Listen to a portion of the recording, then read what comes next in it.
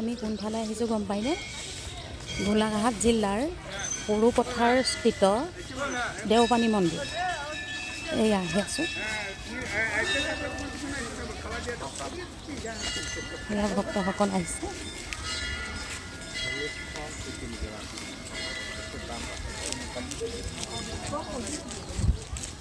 ময়ো আহি আছোঁ এইফালে।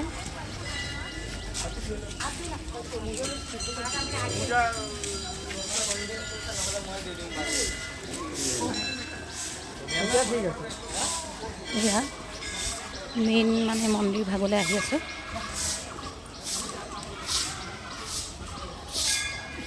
এয়া দেখিছে সমগ্ৰ দৃশ্য। এয়া ভক্তসকলে এনেদৰে ফিতা বান্ধিছে মনৰ কামনা সিদ্ধি কৰিবলৈ। ফিতা